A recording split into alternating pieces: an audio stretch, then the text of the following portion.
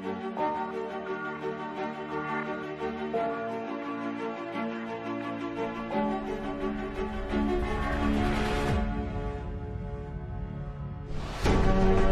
TV. Welcome to match day 6. After a huge result in match day 5, a win for Buck United, we need to take points away from this game, and we need United FC to lose or draw to guarantee us a spot in the playoffs. Our starting lineup today features a lot of familiar faces. As usual, Victor Sanchez in the net, Brian Drew, Matt Gills, Sean Burke, and Alan Toder will be holding down the back line. Jaron Jones is back this week. He'll be starting at the CDM.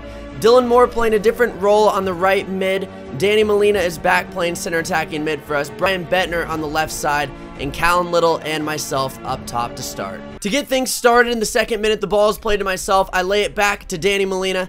Danny Molina does well to get it to Brian Bettner, who plays it back to me. I have a lot of space. I see Dylan Moore on the opposite side of the box. He does well to get his head onto it, but it does hit off of one of their players, and they are able to clean this one up. In the 5th minute, Danny Molina takes the ball down well, gets by 2 defenders, is able to get the shot off, but it does unfortunately go wide left.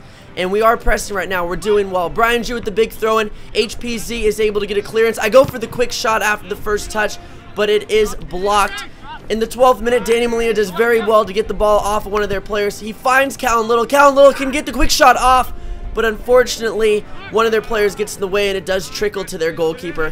Jaron Jones finds the feet of Danny Molina here. Danny Molina plays this ball over the top, trying to find me, but their number 6 gets there and is able to head this back to their goalkeeper and clear the danger. In the 25th minute, Victor Sanchez lays it to Danny Molina. Danny Molina going for another big ball over the top, tries to find Shea Connors. Shea is onto it, gets hit from behind. Could possibly be a penalty kick, but was a little bit weak, and I believe that is why it was not called. Here, HPZ is able to get the ball down the field, and this is why Matt Gill was such a big signing for us. He is able to just push the defender off the ball. So simple, so easy. Plays it up the field to Mick Pagel. Mick Pagel does well right here to get the ball back to Brad. Brad takes a touch forward, finds Mick Pagel again, who goes to beat the defender here, but it is knocked out for a Buck United throw-in. Brad is able to head this ball to Dylan Moore. Dylan Moore sees Ian, one of our guest players, going through, tries to find him, but it does roll to the hands of the HPZ keeper. HPZ is able to slip it through right here. Brian Drew, showing his pace, pushes him off the ball. Another controversial one maybe about a foul being called there, but he is able to get it out of danger. HPZ played a great ball in the box, but are unable to put it on frame. They go for the service, but this one is cleared by Brad as far as their number 11. In this league, slide tackling is not a thing, and I believe the referee thought this was a slide tackle, so we do end up winning this foul.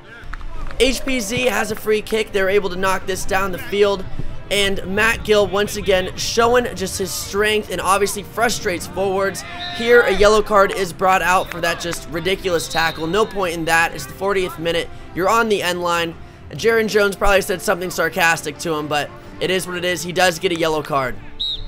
And here, the halftime whistle is blown 0-0 at the half. So we're going to start as the same back line that we started the game with. You guys know that. We're going to have Danny and Brad in the middle to start off.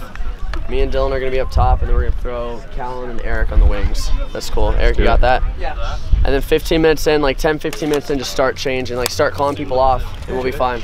All we have to do is get one early, and then just let them wear down, because they only have like 2 subs. Cheerlead the hell out of this. Let's get it, let's get it. In the 48th minute, they are able to get a shot off. Victor's able to save and catch this one, not give one up early for us, and get this one out. Sean Burke lays the ball to Eric Ontiveros. Eric showing his speed, sees someone in the middle. I can't see who it is right now, but goes for the pass. It deflects off of their left back. Here he plays it to Sean Burke, who sees Dylan Moore streaking through the box, is unable with just a little bit too much power to find him. In the 62nd minute, they're able to score, and just go ahead and listen.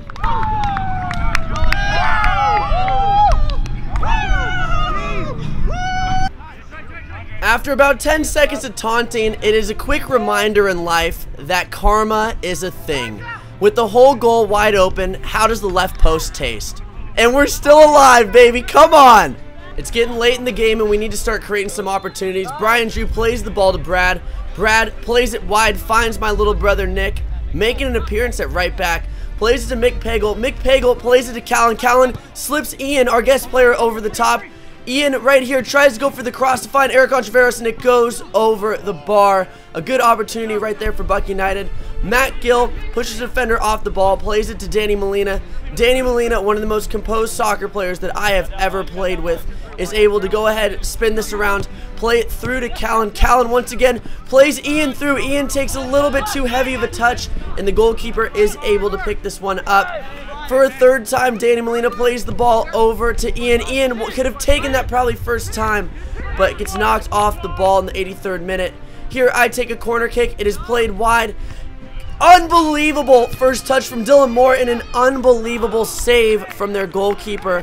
What a shot with his left foot. Their left back takes a little bit of a jumble right here. It goes to me. I play it to Callan. Callan to Eric. And here is where it is a little bit controversial on whether or not the goalkeeper touched this.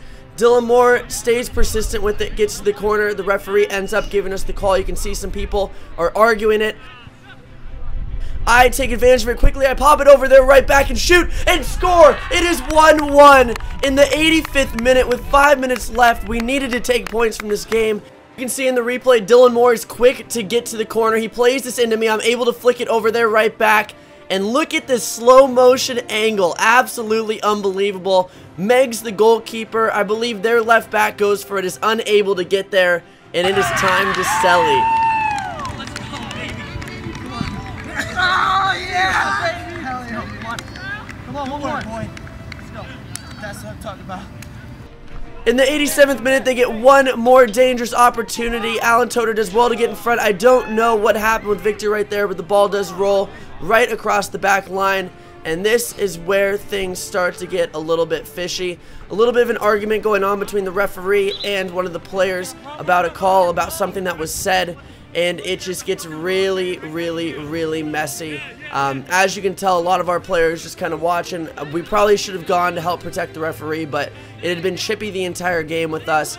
To fast forward this whole thing, there were 3 red cards that were given out throughout the course of this, and the referee goes ahead and just calls the game.